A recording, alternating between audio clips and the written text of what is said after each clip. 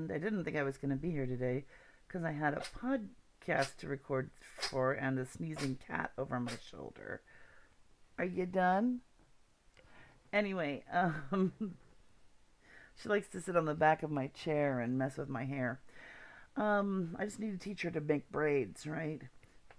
Sure, it's hard to do with claws, right, Bunny? So, thought I was going to, but our podcast got subverted because somebody couldn't make it, and so I'm here. And that's exciting, I'm sure. I want to express how excited again I am from yesterday when I got a chance to have actual people in chat actually asking me questions. And I realized that since I announced I wasn't going to be in today, that it would be easy for not have anybody here, but hopefully I will. Anyway, pardon me doing this. I want to talk a little bit about moving files around. I know a lot of people have the cloud. This is sort of my version of the cloud, which is I well, I mean, I shouldn't say my version of the cloud. It is I have a an online file company, A Drive, that I like. That I pay a yearly fee, and I've got a ton of space. 100 gigs, because I do a lot of uploading and downloading of sound files to my editors when I'm doing the audiobooks.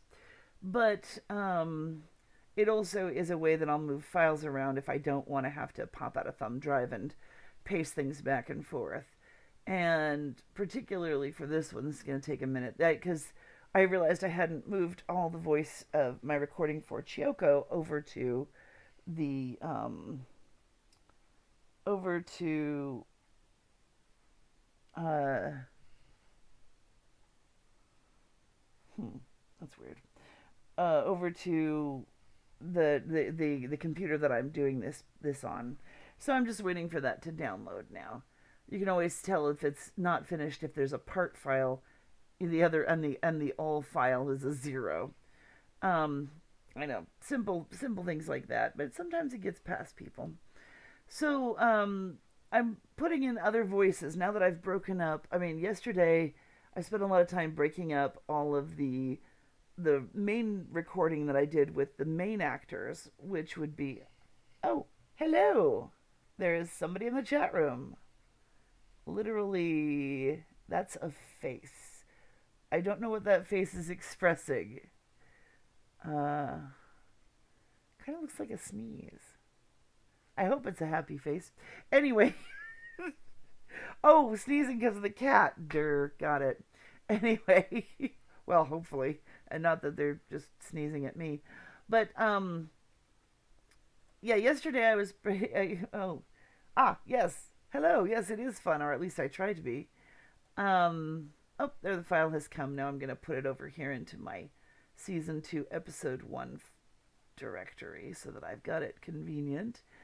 Now, I've already pulled up some of the other voices for Fatal Girl that I have already recorded.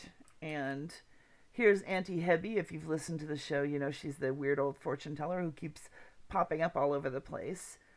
She's in episode 1 in scene 37. See, it's nice when I'm organized that I actually do these all by scene and then pop them out so that it's simple to move them and put them where they belong. It's going to be a little bit more difficult when I get to the Chiyoko file, because when I record, I don't do that for myself very much. So, let's see. I have it up, I believe, already. No, I don't.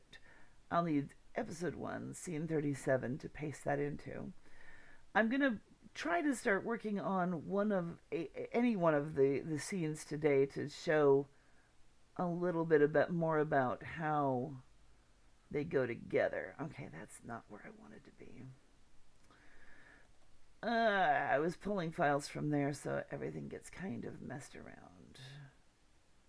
Warehouse 13, there's where we're going. Season 1, Episode 1, working. And then scenes, and I need 37. Now you'll notice I don't have every single scene in here. There's obviously missing scene 7, scene 10 and 11. That's because those scenes involve characters who weren't recorded in that main original recording, so I haven't created the files yet for them. Oh, no, I want... I should be better prepared, but I was prepared to talk on the podcast. We do this podcast called Cold Case Cinema, where we talk about old movies that we watch on Turner Classic Movies. But since somebody couldn't make it tonight, we decided to put it off. But I spent all last night watching the darn movie, so there it is. Now, I'm using Control F to make everything fit in the screen. F for fit, I assume. And as you can see, we were recording in stereo, but Auntie Hebi was only on one side. So I'm going to break the stereo into monos. And then I'm going to just delete the other side, because yesterday I was looking for bloopers and things, but I can see that almost all the voices are going to be on this side. If anything happened, it happened in the right-hand track, so I can just get rid of the other one. But I do need to clean this file, because I'm assuming it hasn't been cleaned. So I'm going to do my high-pass filter. High-pass filter at 200. And then I'm going to find some clean space. Though technically this probably will be the same sound as we had for the group file, because we did record everything within a certain proximity of each other. I still like staying in the habit of finding the clean sound each time, just in case. Especially when you do a lot of satellite recording, getting recordings sent in from other people. It's good to keep in the habit of finding your clean sound every time, because they're all going to have different sound. What I mean by that, for anyone who wasn't here before when I was talking about noise removal, is anytime somebody records, they're recording their voice, but they're also recording the sound of the room they're in and other things. And we want to get that out, because those are the things that'll make them sound wrong or different when you're putting files together. So the first thing I did was a high-pass filter, which cuts out a little bit of the low notes. It takes out a lot of the electronic buzz. It takes out like the gruff parts of the voice, etc. And when I'm working with female characters, I can run it a little higher, because most of their voice is higher than that. But then once you've done the high pass filter, then I do a noise reduction, which is you get a sample that's clean, and then you use that to reduce the sound. And the trick is getting as clean a sample as possible off the bat, so that you're not taking out too much. Now, as I've said before, I pull out anything that are too many spikes. So this should be pretty clean. What I've been doing is I've got my test strip and I've got a clean noise sample, and then I've got this one. I've been voluming this one up, mirroring it, so that I can see spikes on here and then cut them out of both. So I use it as like a template to clean the file that I can't see the spikes in. So this has just been here for me to see where any extra noise is.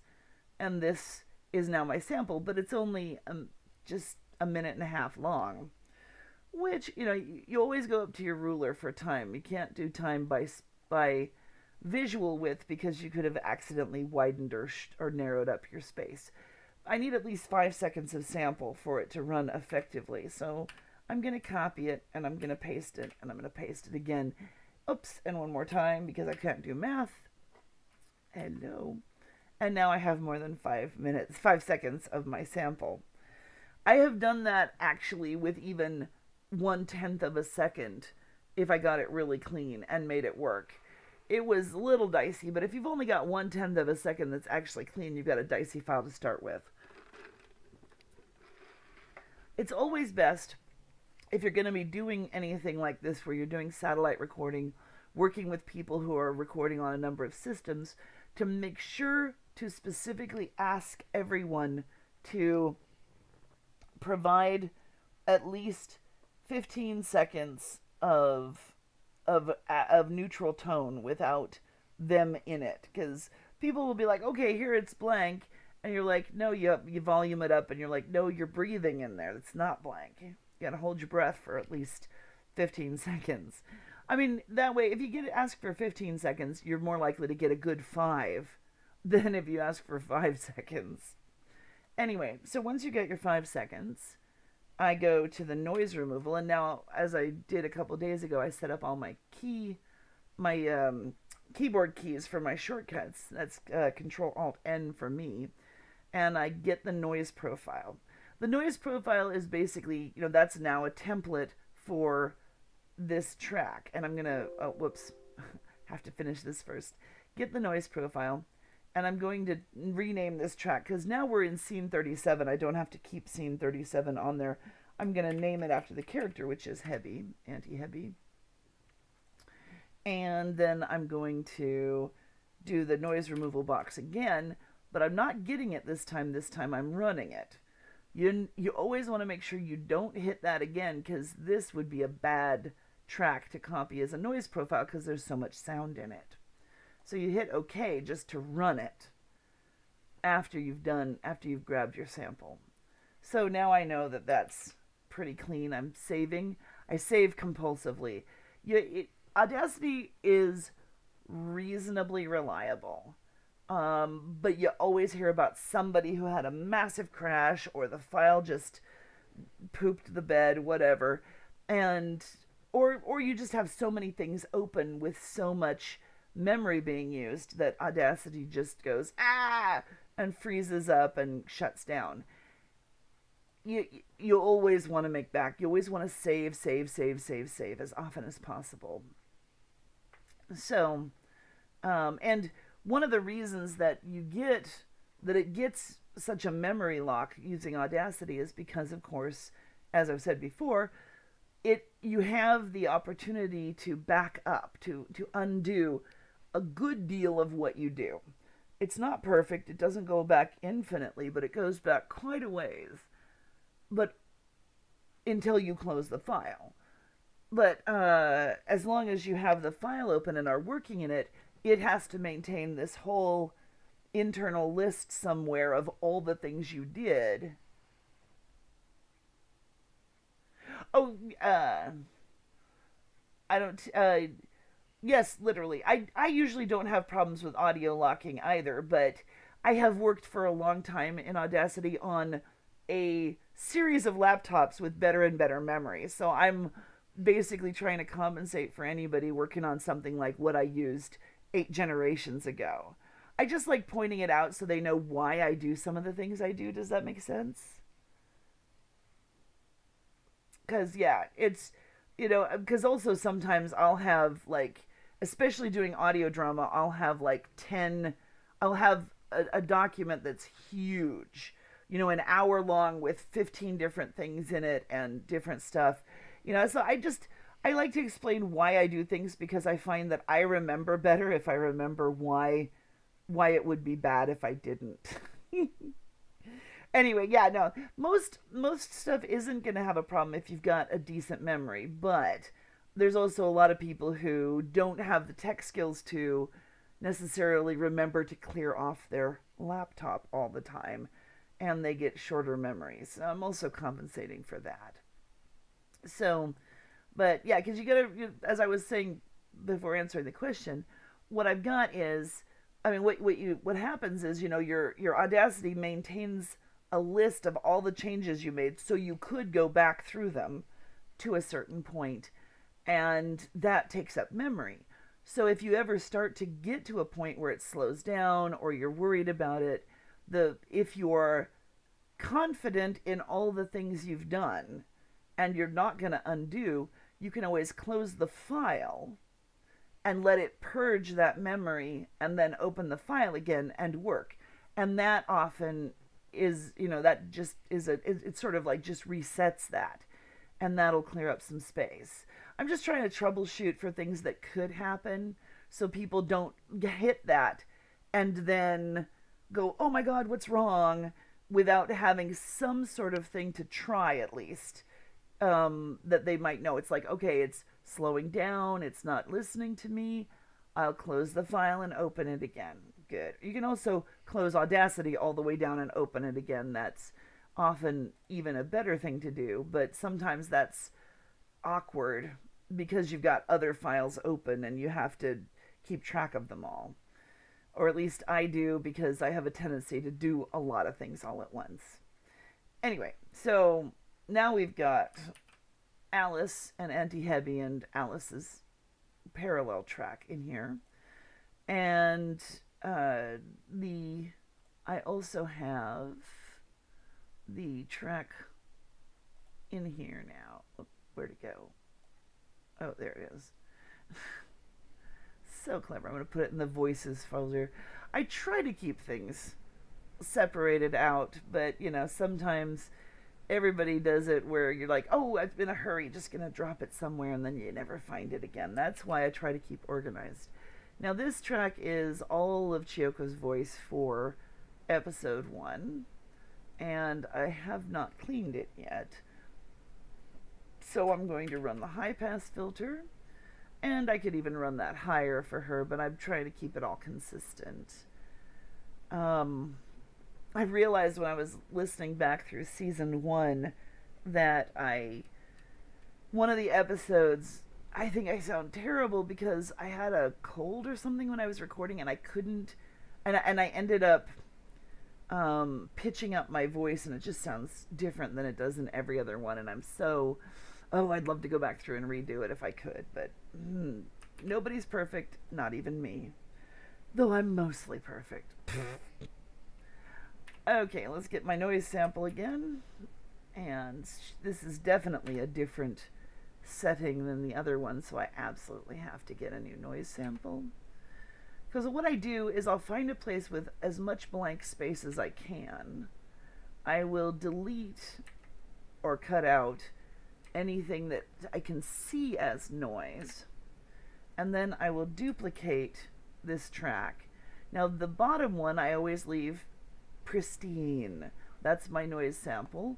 The top one I'm going to volume up. I'll just take whatever the generic is so I can see, okay, there's definitely a spike there.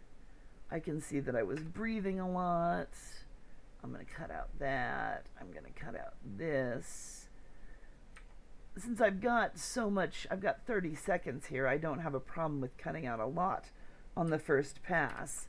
But then I'm going to volume it up again and look and go, okay, most of this is very lumpy. I'm going to just take everything out at that point. See, you see what I mean about spikes? I mean, this is obviously breathing because it's regular. And I breathe heavily. It drives me nuts. Especially during the winter. But that's why we cut them out. So I cut all this out. And I'll volume it up one more time just to see. Another thing I can do, if the guide track starts getting too choppy so you can't really make it out as a solid line, you can highlight it and run another high pass filter which condenses it a little bit. You never do anything to the bottom track. The top track, as I said, is just the template. It just allows you to see where the spikes are so you can cut them out of the bottom track. It's like the magnifying glass. And I'm cutting out more than I need to. It's fine by this point. The big deal is you just don't want any extra noise outside of the very baseline, because every bit of that can cause artifacts or take out more of the voice or whatever than you want. It can sound really dreadful. It can also be a really interesting effect if you use it on purpose, but you'd have to be willing to take that chance. So I'm going to do my noise removal and get my noise profile. It's noise reduction. I know I call it noise removal. I don't know if that was something from a past version or just my mistake. I apologize for that. I name things. I rename things. I make up names. I know what I'm talking about. But hopefully I can at least get across the reality to people and not confuse you too much. So, on the podcast today, we were supposed to be talking about two old movies with kids in them, and one of them, I swear, I wanted to just slap the freckles off that child's face. It was. I am not. I am not any advocate of corporal punishment, but this was just a brat in an old movie, and ugh, it was just grating to have to watch him. Anyway, okay, now this though, once I've got this, I'm gonna save this as, I'm in the voices folder, and I'll just leave it with that name. What I had previously I'd imported was a WAV file. If you're not familiar with different formats of sound files, I mean, most people have heard of an MP3 because we all have MP3s on our MP3 players, right? MP3 is a condensed sound file. That's why it's small, and you can fit a bunch of them on your MP3 player. They can be condensed to different degrees. You can make them even smaller and smaller and smaller by condensing them more, but that takes out some of the sound. A WAV file is generally supposedly equivalent to exactly what you recorded, while an MP3 is exactly what you recorded but squished into a tiny box, so some of it is gone. And so when you're asking people to do recordings for you, it's best to record and have them send you a WAV file, if you can. WAV files are also 10 times the size of MP3s on average, depending on, what rate they've been saved at and all that sort of thing. There are other kinds of files. If you look in the file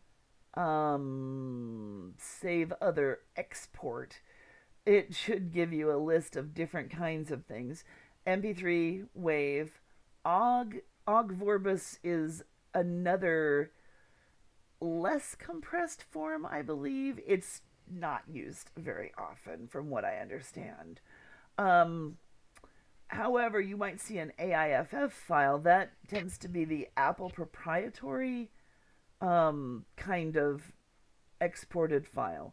They can be jiggly pokety to make to work on this, but they're not as universal as MP3s and waves. Usually you're going to see an MP3 or a wave. Once in a blue moon, you'll get something like an MP4, which is a video file. And then you have to have a converter that'll take the sound out of the video file before you can put it in here. But some people just don't have a clue how to record. Okay, or they don't have an option. Some people just have a certain kind of setup and nothing else. So I'm just looking for, this is all episode 1, but it's like all the scenes.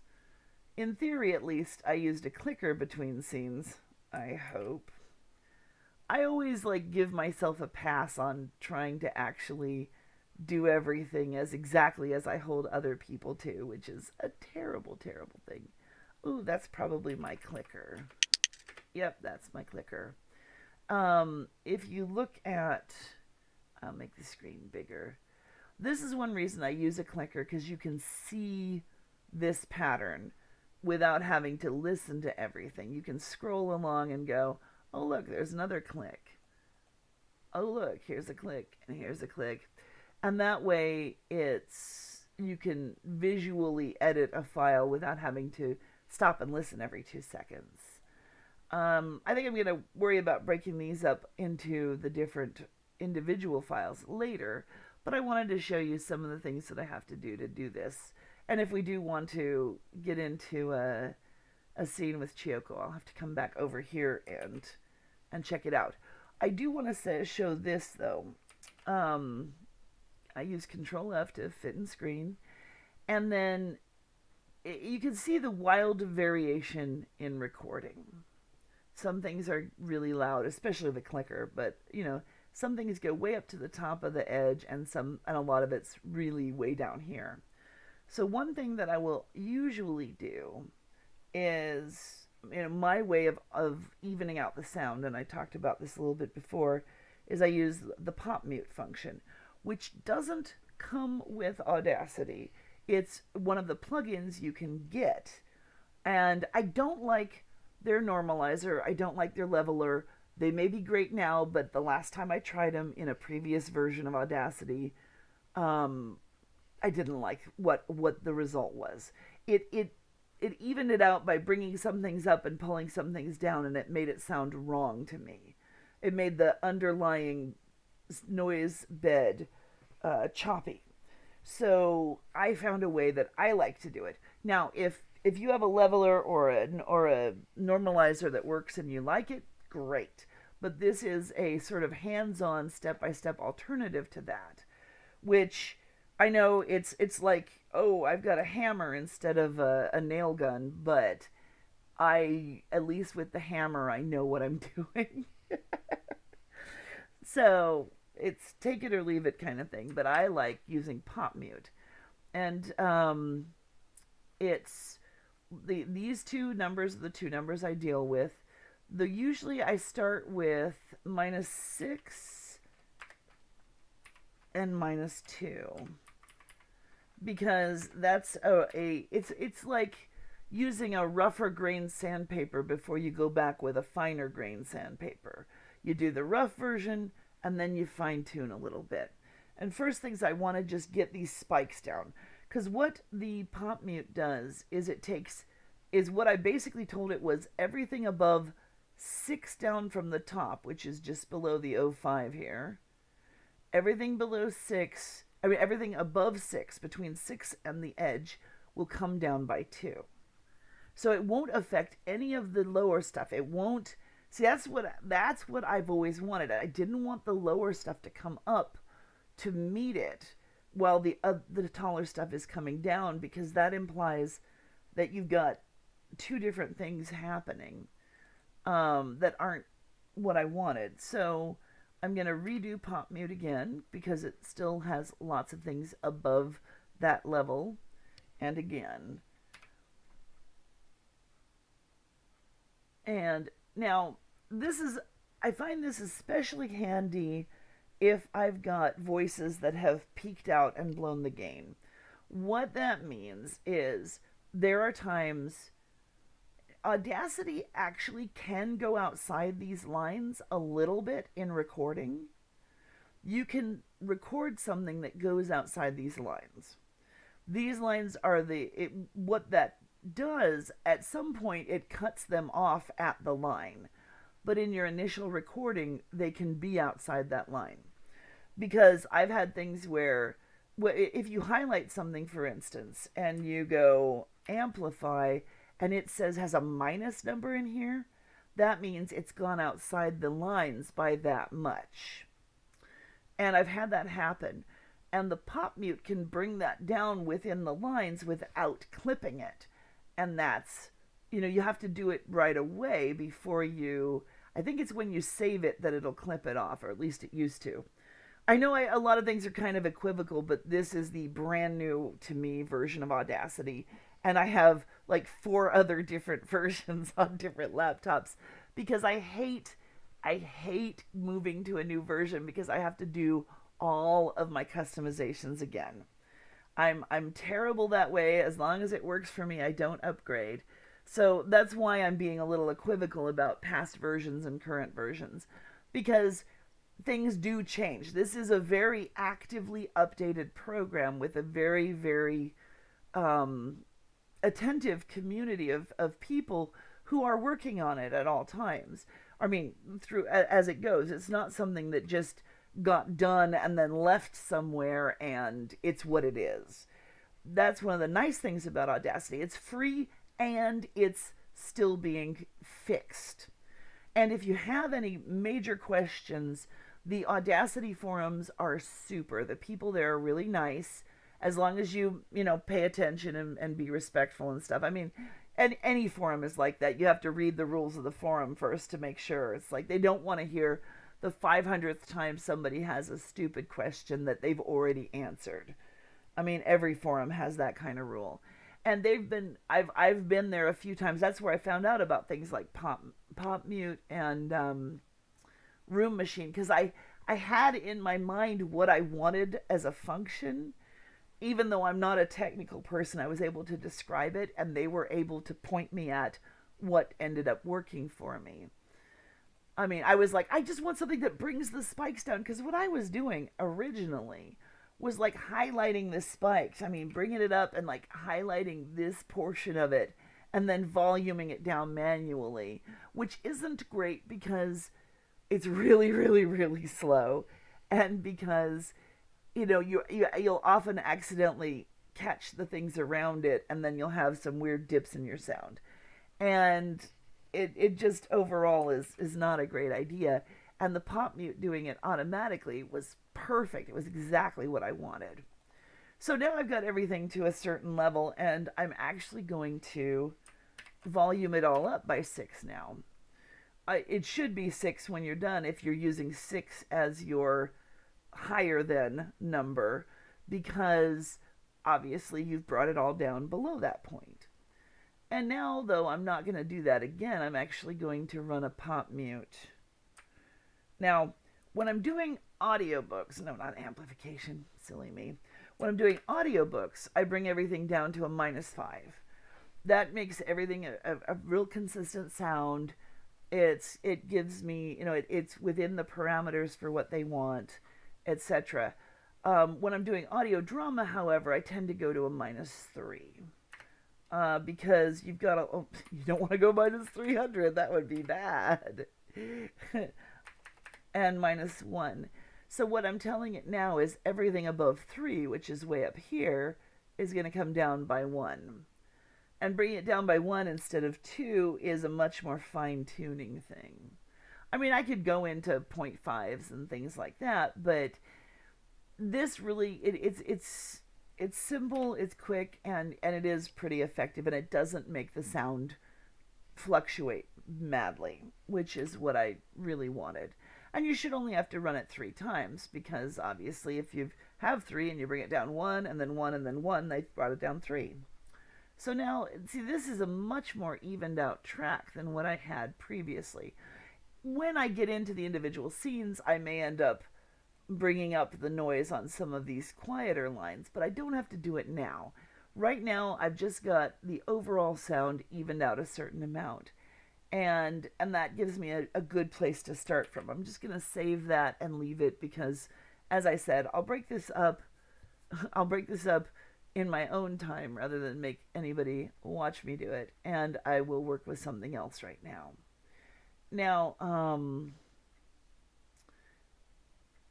did we have anything on this track that I wanted to keep?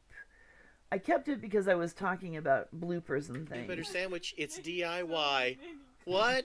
Done in Yovs. Oh wait, that's just Beverly though. Oh! So many cookies. Sticky cookies. Take them. No, I'm gonna. Oh, look, Chioko ate them all. Yeah, that's true. It's just gibberish. Nothing I can really fish out of that, probably. Well, let's see what's here. These are delicious. Do you have another? No. I thought you made more. Scene 37, come on. Not sure what we were doing. Probably just goofing off.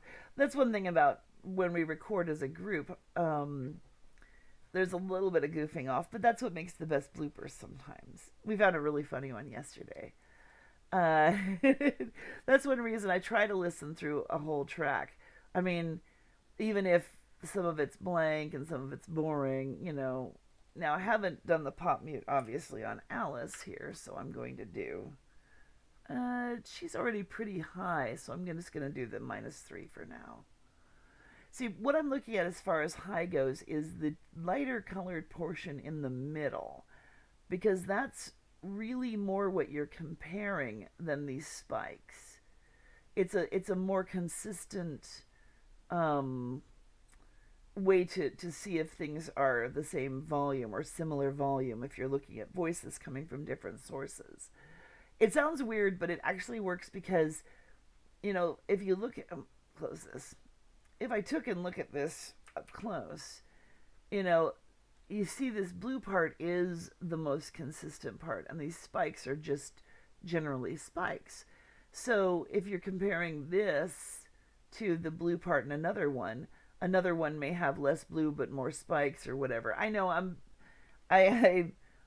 not technical, but at the same time, I'm giving you something you can look at that doesn't require, the spectral analysis of the megahertz of the blah blah blah. I mean, I've been on the receiving end of tech talk, which, I'm actually reasonably good at grokking it, but at the same time, I know how hard it is to try and turn that around and explain to people, which is one reason I think I'm a good person to demonstrate something like this, because I'm just using my Q/repeat key to repeat that and pull it down. Now, actually, 1, 2, 2, 3, 4. See, now here you can tell Alice is outside. Actually, she peaked the gain. So it did save with the gain, which is nice, and that's why we get this negative number, because she peaked outside. Gain is kind of comparable to volume, but it's not quite the same thing, but it's in that sort of area as far as what it means. And when your volume is too high and you go outside these edges, it can damage the sound, but clearly the sound is actually there, or it would be cut off and it would just say 0. So by pulling down with the pop mute, I have to do it more than 3 times because she was outside. We had to bring it down first. Oops, I meant to do it to the whole track. But that way, at least we salvage the sound and it's not broken. It's always better to watch your recording and see if you're blowing the gain. It's got to do with where your bass... Oops. Literally, big DMG. Big DMG. Big damage? Big dimming. I missed when it popped up. I just looked over, so I'm not sure what you're referring to. Do feel free to explain so I can make that make more sense. I'm chat window. But yeah, things that are clipped off because of the gain, you can hear it. I'm going to try and find a sample at some point so I can play it for people. But you can see that they'll be squared off really badly at the top. Like, literally just like across, not any of these spiky bits. And that's visually how you can tell if you've blown the gain. And of course it has gone outside the edges. And it damages the sound because parts of it didn't get recorded because they're outside the parameters. And it's so much better to have somebody watching the gain. That's one reason when we record in a group like this, I'm always at the computer watching it because I can do my own later. And I'm keeping track on them, and I'll tell them, oh, you blew the gain, do that again. And I can also turn down the gain. Now, because I have a Tascam unit, it's a input device that allows 2 different microphone cords in. That's how come we get the stereo. I can actually dial. There's a gain dial on it, and I can turn that down and effectively make the microphone. It's kind of an inverted volume at that point. It makes it record quieter so that it comes in smaller so that I don't blow the gain, kind of. And which is a good thing to do, but you always got to dial it back up to your standard level. I mean, especially because we do screams and battle cries and other things that are guaranteed to blow the gain if you don't have your settings correct. So, and you theoretically there is a fix tool, but it's even more like, where I say a pop mute is like using a hammer when I could use a nail gun. Using the fix tool to fix it afterwards is like using a spoon instead of a hammer. It's really, really slow and not as effective as you'd like. I mean, and as I always say, from moment one, the cleaner your recording is to start with, the better. Always try to get the best recording you can. You can't polish a turd. And I mean, no matter how much you shellac it, it's still poo in the center. And so it's, if somebody sends a crummy track, it is always okay to ask for a better track. If somebody can't manage a better track, it's always okay to say, I'm sorry, I just can't work with that. I'm going to have to recast the part or something. You can make suggestions for how they can get it better. If they've got a lot of room tone, tell them to record under a blanket. If they've got a lot of background noise, tell them to record in the middle of the night under a blanket. That's one reason I happen to be a night worker. I mean, I stay up at night and record in my studio. I have a reasonably good studio setup, but it's not soundproofed. And so I still hear road noises and things during the day. So instead I record from 11 o'clock to 4 o'clock in the morning for my audiobooks. And, people are like, why do you do it at night? I'm like, because it's less noisy. And the funny part is, it's not even the concern of necessarily what the microphone picks up, because a lot of that stuff actually doesn't get picked up by the microphone, but I can't tell while I'm sitting there what's picked up by the microphone, because I don't like listening on headphones while I record. It distracts me too much. And plus, it's often really sweaty in there to start with, because it's a small room. And the last thing I need is more sweat. But I can hear the noise in real life, and I can't tell if it got picked up or not, so I have to repeat what I was doing just in case.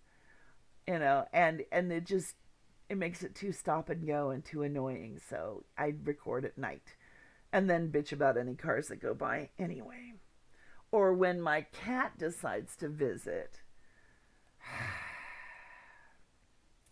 Anyway, back to real life, back to real work.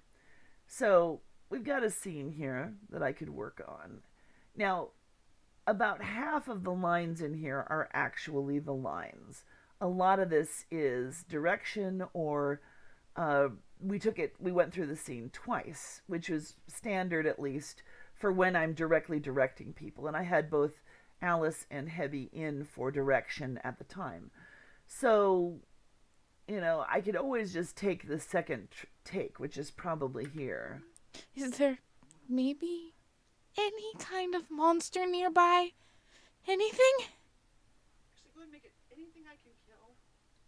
Is there maybe any kind of monster nearby? Anything I can kill? Yeah. Okay. Is there maybe any kind of monster nearby? Anything I can kill? Okay, so that was actually just one line that I want to break out. Now, rather than delete a bunch of stuff and damage a potential thing I might have to come back to, I'm going to save this, and then I'm going to save as.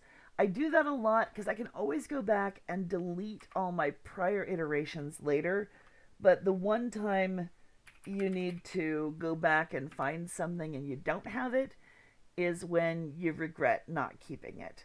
It does use up a lot of memory, but I like the double checks. I'd much rather keep files when I need them than not have them and be sad. So I'm use Control E to show this section only. Now this was the... Is there maybe any kind of monster nearby? Anything I can kill? So, oops, I don't want to do both tracks. I'm going to blank out the other ones. Now I have set it to L on mine. The default is Control L, but I like a 1 key for things like that. So I know that's her final line in the scene. So then I'm going to look at the earlier lines and see which ones I want. Might as well start from the start and do a little listening. You want to hear what it sounds like at a recording? I've made so DIY. Oh, yeah, many this is- cookies. Done in Yubs. Oh, that's just Beverly, though. Yeah, I've made so many cookies. Take them. No, I'm gonna... Oh, look, Chiyoko ate them all. Yeah, that's Now, I made 10 pans of cookies today, and somebody needs to eat them. Oh, thanks, Chi. These are delicious. Do you have another? No. pans. I thought you made more. Well, I'm going to take this. I'm going to save this to the blooper reel. I think that's funny enough and cute. I keep a separate file and I keep it open while I'm working that I can just paste bloopers into. I'll come back and edit them together later or decide some of them may not be as funny as others.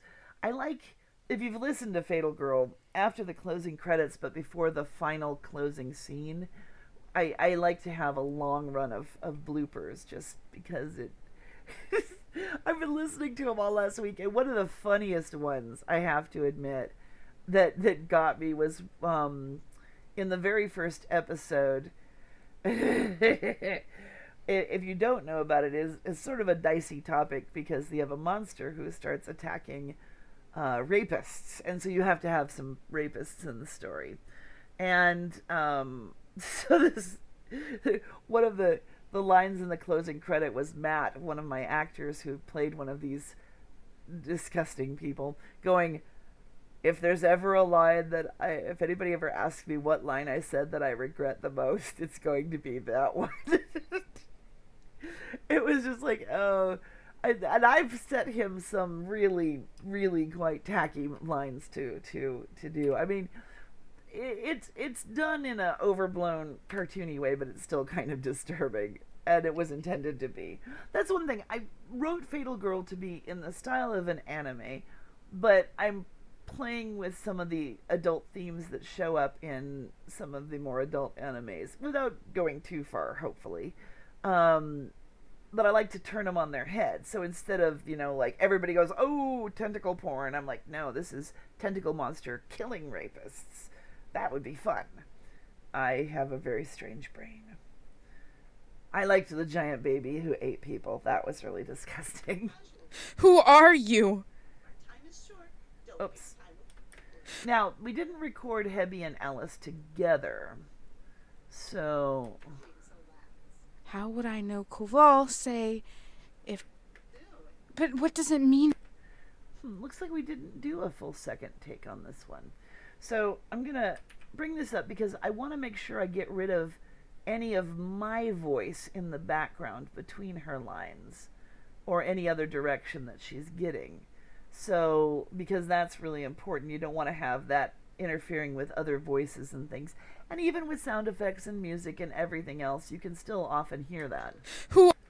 So, I can hear me up to the voice. I'm using the L key again to create silence. Who are you? Now, she did pop here, kind of. There's a thunking sound. Who are... That is... It's a breath noise, and I can probably just blank that out without damaging Who it. are you? Nah, I don't like that. But you can hear this. You can see it's a very jagged line. The one nice thing about Audacity, you can keep making things bigger until you can see them. And, I mean, you can do that in any sound program, of course. You're supposed to come back when I play it. But you can see here, this is a really jagged line. If you compare it to these smooth up and downs here, or this over here, this is like blah, blah, blah, blah. And you hear that, it's like, it's a very, very deep, grungy noise. What I would run a high pass filter on it. And maybe again. There, now it doesn't hit the ear the way it did before. Who are you? Can you hear that? I hope you can. Who are you? Our time is short. So, why is it not moving when it moves? That's weird. Did I set something wrong? Hold on. I'm going to check.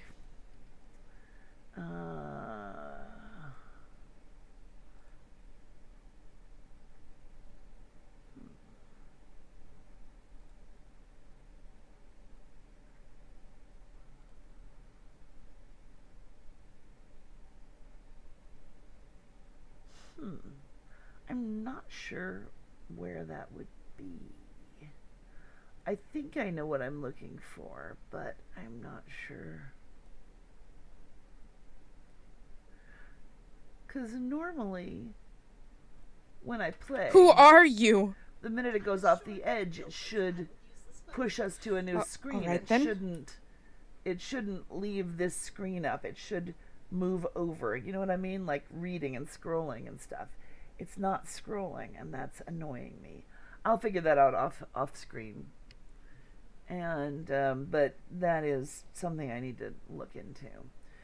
So I'm going to bring the space up a little bit again. So now this sounds better. Who are you? It's still a little. Let me run one more high pass filter on the whole thing. Who are you? Yeah, it's better. Who are? I'm still getting the hit. Darn it. Might be that there's more over here. Who? I'm gonna leave it for now. I'll worry about it if it still shows up. I mean, you can fine-tune stuff later on as you go along, and you can also cover up a certain amount of it with sound effects. That's one of the advantages of audio drama versus audiobooks. Audiobooks, you don't have that chance to do that as much. Part of any recording is always going to be, that's not it. Stop it. Who are you?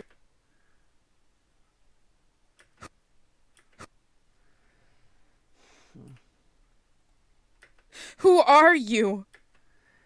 And but as I said, every time you can, the best thing is always to get the best recording to start with. Now this isn't bad. This is certainly deal-withable. I could edit it out or do something to it, but it's not terrible. And I'll probably, sorry, I hit the mic. I'll probably volume her down a little bit at some point, and that'll help a little bit too. She's a little bit loud right there for this scene. I mean, whenever you're expressing emotion, it's hard not to get loud. That's, anytime you've got recording on mic, certain voices are harder to do without being loud. Like, I was doing a voice in a Western novel, and I can always tell when this character shows up in my soundtrack for an audiobook, because that's when everything gets really loud, because it's hard to do the voice without being loud. And the voice is he's the old crazy old cook who he's, and I'm doing a Gabby Hayes kind of thing. But it does, you can't push that voice out without pushing a lot of volume with it. All right then. Who am I? No! See, and here we've got, this is part of what happens when I don't run a higher high pass filter. That's why I'm, I can deal with it individually. There was a here. All right. And I'm going to go ahead and, I might actually take it to 300 on her because, All right then. Who am You can keep running the same number and get a slight effect, or you can run a higher number and get a different effect, but you want to make sure. Who am I? No! Who am I? No! Anytime you have a very breathy note like who, and that can be really awkward. Who am I? See, now there's something to show. If I run a 300 high pass filter here, you see how it doesn't match up now at the right edge? You got to be really careful when you're running on portions of things. But that's how you can see the difference between the 200 that I ran on the right side and the 300 there. So I'm going to undo, but I do kind of want this part here to get it. And then, let's see. Who am I? But I'm still getting a click. I could do a fade in. Who am I? No! Who is Koval? Oh yes, who is Koval? Oops. And I have to do the high pass filter again. And, I mean, it's 6 of one, half a dozen of another. I could run the higher high pass filter on her whole track, and it probably would be fine. But I prefer to keep as much of the sound as possible Who am I? and then do the fine tuning. And there may be other ways to do this. As I've said, I have my own ways. What is on my keyboard? But Who am I? No. I do a lot of things by ear and eye because to me, Who am I? No. Who is Koval? why is it not moving? That is really getting on my nerves. Who is Koval? one way to deal with breathiness like that is, and if I'd been really paying attention at the time we were recording or thought of it, I might have had her turn away from the microphone more when she did it. Where you can still get the sound, but it's not, because it's the reaction of the breath to the microphone as much as anything else that causes that deep, grumbly undertone. Who is Koval? And so it's not that it's capturing the sound, it's that it's being hit by your breath. And that is an issue. And I should have had her turn away. I always have pop filters on there, which should cut a lot of that, which is one reason that I can sort of ignore it. Oh. Now, this is another weird breathy noise. The end of an L. Ball. When you're blanking out sound around voices, you want to make sure you don't accidentally blank out part of it. Because if I blanked out this, Is Koval. that L doesn't have its trail off and it sounds weird. This is also something that happens if you do anything like a noise gate. A noise gate is kind of like the opposite of the pop mute. The pop mute says if it's this high, it comes down this much. The noise gate says if it's below this point, if it's quieter than X, then we're going to pull it down by Y. But it will cut out things like the end of the L there. And that makes you, so you're not hearing the here. Ball. Ball. And there's this trail off on the L when you have it. But if you just blank it out, then you have. Is Koval. You don't have it. And so, and it starts, and I've noticed in going back over Fatal Girl that there are places where I'm hearing ends of words cut off. So I'm being really careful about it now. I've actually gotten, just because when I last worked on them was 2012-ish, I think. Oh my God. Like 5 years ago. And then I started doing audiobooks, and I've done 800 books for Audible. Literally. It's actually more like almost 900 now. A lot of them are short pieces, short stories, self-help, whatever. But I've also done books that are 15 hours long. And in doing that, I've gotten a lot more picky about things like the ends of words. I've mainlined a lot of what I do about editing, though I don't edit everything myself. I actually send it off to editors. But here we go. Koval. Now, there's a little click right here that you can see. This little tick right there on the thing. And that, I'm going to try and cut that out, but leave as much previous to that in. And see how that sounds. Koval. See, now there we go. We got a good sound. But I have to make it visible again so I know where I left off. Because I have to blank out. Because here now we're going to hear me. Why is it not going off the screen? What stupid thing happened? Might be a case for me to go to the Audacity forums.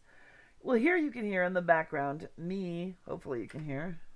Oh, of course. I haven't heard that name in ages. And that way, there's my prompting her. Because we usually have somebody read opposite each other in scenes just for keeping the mood up. It's a lot harder for people recording on their own. Oops, and there's a noise I don't want. I really do want to take out as many just mouth noises as I can. Who am I? No! Who is Koval? I'm actually going to take out this breath too, because I don't like it. We all breathe too damn much. We really do. We should all just suffocate. Who am I? No! Who is Koval? I'm still not liking that.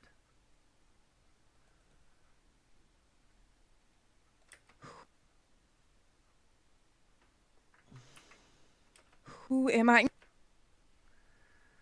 I'm going to have to pay attention to that. Oh, no, not L. Anyway, I'll shrink the screen down again. Go over here. Is Koval. And then her next line is... But who or what is it? There's a little noise in there I want to take out. Is it? Why, Koval's looking down on us right now, though she's hardly at her best tonight. Again, just taking out my voice. Now, this it, as you see here... Is it? The T is very pronounced, which means it's not going to go. But a lot of times you get a T, which is just a little click, and you got to watch out for those. Because there's nothing like, who is it? With no closing on it. Or, you'll get, words will get just cut off at the end, especially P, T, K, Th, like with, or F's or V's, like have or half. All of those are such quiet sounds visually, on the track, that they'll get cut off if you're not careful. That's why you have to be careful. Tell me! That's why you have to be careful about these things. And, make sure that you always know undo is your best friend, so that you know that what needs to be done and what needs to be undone. But what does it mean that this Koval, that she is my patron? It means that you belong. Why are you not scrolling? Okay, there's got to be a place for extra menus on off, show clipping on off, zoom out, track size, skip to history, karaoke, face forward, toolbars, extra menus, show clipping. I don't think any of that is what I want. Play. Scrubbing. What's scrubbing? I didn't go through all the drop down menus, did I? Well, maybe I will do that tomorrow.